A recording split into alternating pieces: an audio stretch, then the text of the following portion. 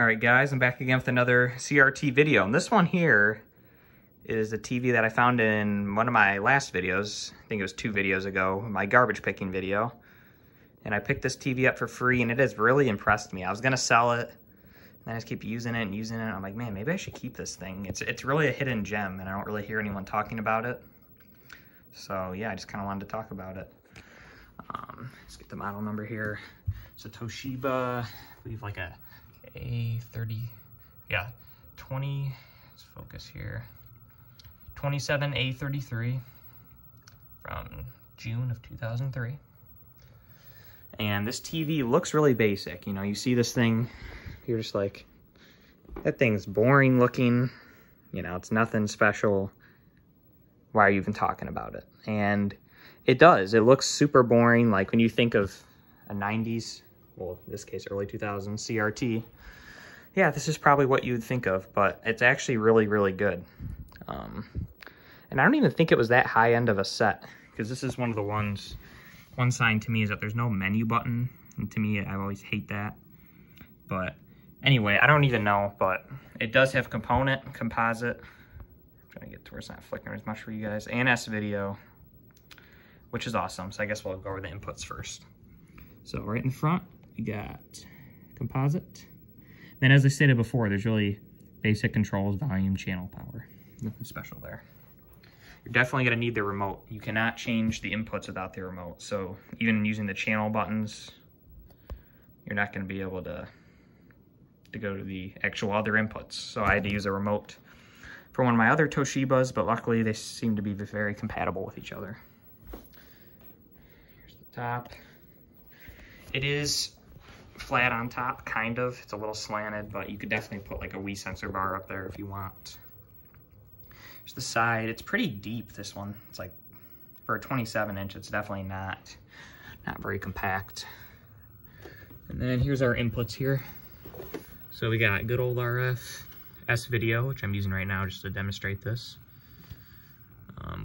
2 composite ins, and one of those inputs, input 2, is also shared with component, which is obviously the best input, and then video and audio out.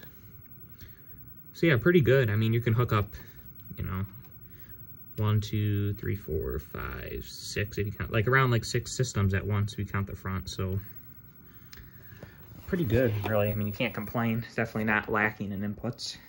This is a bubble screen.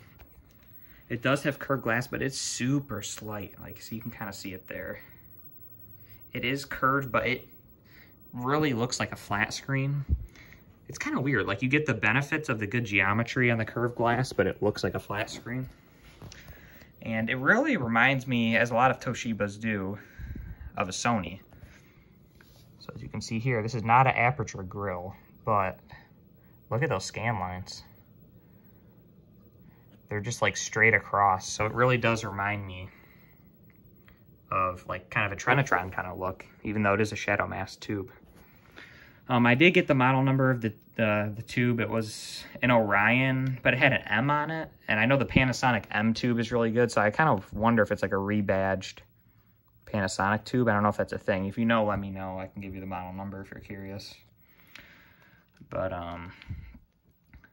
pull up a grid here. So I really haven't done any adjustment.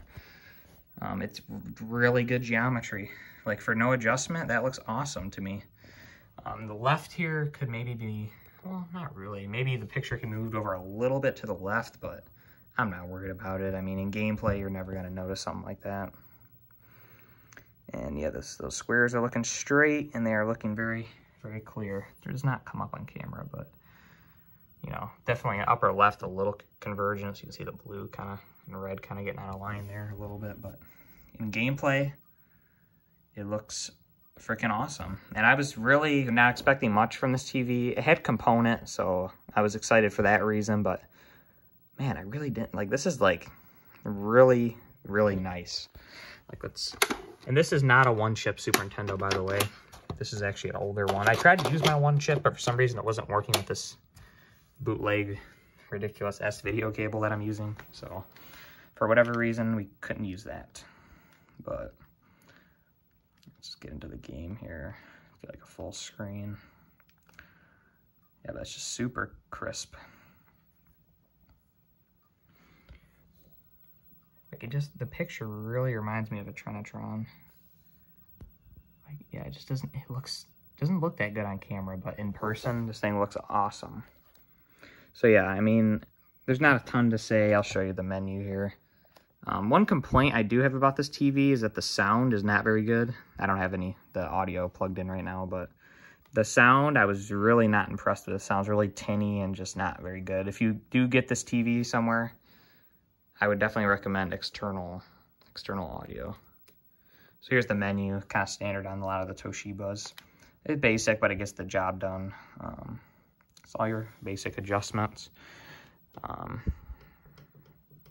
Yeah, this remote sucks. A lot of the buttons don't really work, but yeah, anyway. Yeah, I just kind of wanted to show this TV, and it's really a hidden gem. I really think that most people would be really happy with this. It really, compared to my Trinitron, it looks really close. And I have a few of the Toshiba AF series, so that's basically like, it basically just reminds me of this, but they're flat screens, not the bubble tube. But again, as I stated, this is, if you want like a CRT that doesn't have a flat screen, but you don't want like a huge curve like on the D series, this might be a good option for you. It's really, really subtle. Like, I've never seen a curved tube that looks like this. It barely even sticks out past the bezels. It's crazy, but yeah. Let's see if we can get another. This bridge here, let's see if that looks better. Yeah, I need to get better at filming CRTs, I know. But, and this would look a lot better too if we had a Super Nintendo that was actually the one chip. I'll have to maybe try a different video cable on it later. But yeah, anyway, this just to show that when you're buying a CRT, you really don't have to stick with the well-regarded models. You know, you can kind of stray away a little bit and take a risk. You may be pleasantly surprised like I was with this one. You never really know. It's always worth, if you see a CRT, especially for free, pick it up, and, you know, if you don't want it, just sell it or give it away. And if you try it out and you really like it, then, you know, you lucked out. So anyway, thanks again for watching. For more CRT videos, stay tuned. And yeah, good luck on the hunt for the CRTs, and enjoy your games. Bye.